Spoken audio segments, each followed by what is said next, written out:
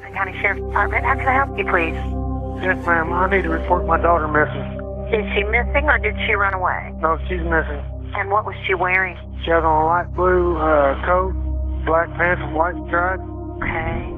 Katie Collman was born and raised in Crothersville, Indiana, a quiet town where nothing truly bad ever seemed to happen. Generations of families had lived there, and everyone knew everyone else. Katie was 10 years old in 2005. She was a bright, lively child with a warm personality and an adventurous spirit. But in late January of that year, the ordinary would be shattered in a way no one in Crothersville could have ever imagined. January 25th, 2005 was a day like any other. Katie returned home from school in the afternoon, dropped off her backpack and settled in. Her mother, Angela, was in the kitchen, cooking dinner, while her father, John, was still at work. At 3 p.m., Angela asked Katie to run a simple errand, go to the local store, and pick up a few items. It was a short trip, no more than a 15-minute walk each way.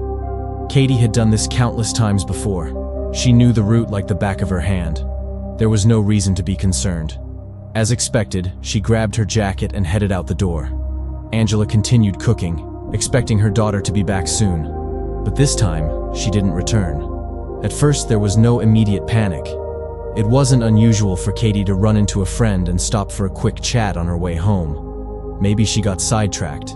Maybe she was taking her time. But as the minutes ticked by and then the hours, that initial reassurance faded. By the time John got home from work that evening, Katie was still nowhere to be found. The worry that had been simmering beneath the surface now boiled over into full-blown fear. Angela and John did what any parents would do. They called Katie's friends, hoping she had gone to someone's house and simply lost track of time. They drove through town, retracing her steps, checking every familiar spot she might have stopped at. But no one had seen her. No one had any idea where she had gone. As darkness fell over Crothersville, the truth became undeniable. Katie wasn't just late, she was missing. The search begins. Hello, I'm Stephanie Champlain. Thanks for joining us. Police issued an Amber Alert Thursday afternoon for a Crothersville girl abducted by an unknown suspect. Katie Collman is 10 years old, has brown hair, and was last seen Tuesday. The Collmans contacted the police, and soon the entire town was mobilized. A missing child in Crothersville was practically unheard of. This was a place where people looked out for each other, where kids played outside until dark without a second thought. The police initially believed Katie would be found quickly. After all, she had only gone a short distance. The town was small, the streets were familiar. Surely she would turn up safe and sound. But hours turned into a full night, then another. As officers worked to reconstruct her last known movements, they confirmed that Katie had made it to the store. The cashier remembered seeing her. Several people reported spotting her walking home around 4 p.m., but after that, her trail simply vanished. It was as if she had disappeared into thin air. The search intensified. Volunteers combed through the town, searching alleys, fields, and wooded areas. The police knocked on doors, questioned neighbors, and looked for any sign of the little girl. But there was nothing. After 24 hours, the police faced the grim reality. Katie had not simply wandered off. She had likely been abducted. And with each passing hour, the chances of finding her unharmed diminished. The case caught the attention of the FBI, and soon, federal agents were involved. The search radius expanded beyond Crothersville, but the question remained the same. Who had taken Katie, and why? 2 days after Katie disappeared, the first major lead surfaced. A woman called the police with a startling report. She had seen Katie inside a white pickup truck. According to the witness, the truck had been parked at a gas station. She noticed the little girl in the front seat. She didn't appear distressed. In fact, she looked calm. The man behind the wheel was thin, white, and wore glasses. With this information, authorities created a composite sketch of the potential suspect. But while the lead seemed promising, it came with its own challenges. The truck itself was a common model, owned by hundreds of people in the area. Tracking down each one would take time, and time was something the police no longer had. Then, on the morning of January 30th, a patrol officer was driving past Cypress Lake when something unusual caught his eye. Near the shore, something blue floated on the surface of the water. He pulled over, stepped out of his vehicle, and walked toward the lake. As he got closer, his heart sank. It was a child's body, and the search for Katie was over. News of the discovery sent shockwaves through Crothersville. For days, the town had held on to hope. People had prayed that she would be found alive, but now that hope was gone. Katie had been murdered. Her body showed no obvious signs of injury. There were no stab wounds, no bullet wounds, nothing that immediately indicated what had happened to her. An autopsy would later reveal that she had drowned, but the investigation was at a dead end. There was still no sign of the white pickup truck. The man in the composite sketch remained unidentified. There was no clear motive, no obvious suspect. Until one day, everything changed. 3 days after the body was found, a young man, 20-year-old Charles Hickman, walked into the police station and confessed. He claimed that he and a friend had been cooking meth in an abandoned house by the railroad tracks when Katie walked in. She wasn't supposed to see what they were doing, and that's when panic took over. According to Hickman, he and his friend grabbed her, tied her up, and took her to the lake unsure of what to do next. They wanted to scare her into silence, to make sure she wouldn't tell anyone what she had seen. They led her to the edge of the cliff, threatening her, trying to make her beg. But then, something unexpected happened. Katie managed to break free, slipping from their grasp. In the struggle, she lost her footing and fell into the cold water below. Hickman described what happened next as an argument, whether they should make sure she was dead or leave her there. In the end, fear won. They ran. They left her in the lake, hoping that the water would erase their crime. And now, months later, Hickman was saying he couldn't live with it anymore. The confession should have been the answer to everything, but it wasn't. Something about his story didn't sit right. And within days, the investigation was turned upside down once again. The autopsy had revealed that Katie had drowned, but there had been no immediate signs of physical assault. But then the forensic results came back, and the truth emerged. Katie hadn't just drowned.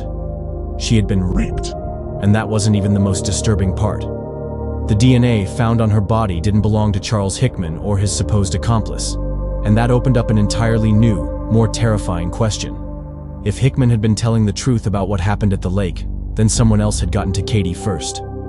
Someone even worse. Hickman denied everything. He insisted that he and his friend were the only ones involved. He swore that they hadn't touched Katie beyond tying her up. But if he was telling the truth, then that meant she had already been attacked before they ever saw her that day. The police were no closer to answers.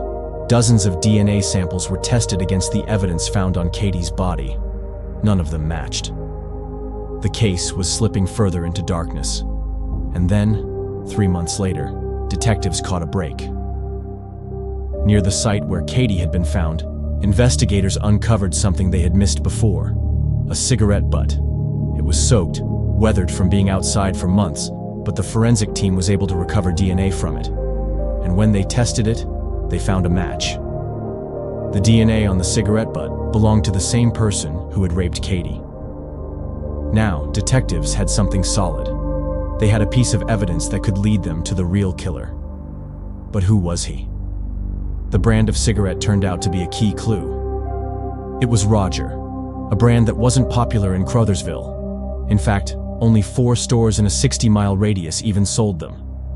The police knew they had a chance. They alerted all 4 stores. If anyone came in to buy that brand, the cashier was to call the authorities immediately. And then, 1 week later, the call came in. A man had walked into one of the stores and bought a pack of Roger brand cigarettes. He had driven up in a white pickup truck, the same kind that had been linked to Katie's disappearance. Finally, the pieces were falling into place.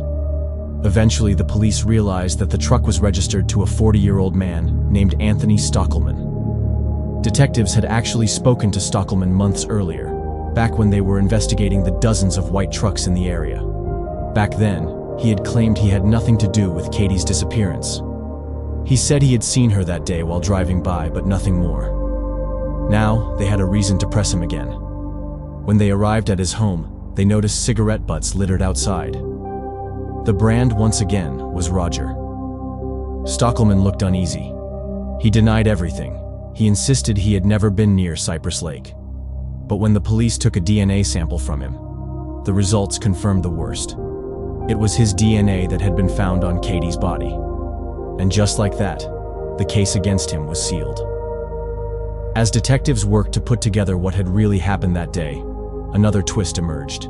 Hickman's story had been a complete mess. After speaking with witnesses, police realized that Hickman couldn't have been the one who took Katie to the lake. His alibi held up. He had been on the other side of town. And then there was the rope. The same rope that had been used to tie Katie up had been found in Stockelman's home. Stockelman had taken Katie. He had lured her into his house, raped her, and tied her up. The fabric fibers found on her body matched a blanket in his mother's home. He had driven her to the lake, thrown her over the edge, and stood there, smoking a cigarette as she drowned. Hickman's confession had been nothing more than drug-induced paranoia. 3 months in prison had sobered him up, and by then, he had started retracting his story. Only one man had truly taken Katie's life, and now he was going to pay for it. Stockelman took a plea deal. In exchange for avoiding the death penalty, he admitted to what he had done. He was sentenced to life in prison, but his punishment didn't end there. A year later, in 2006, he was serving his sentence at Wabash Valley Correctional Facility when he found himself face to face with someone he never expected.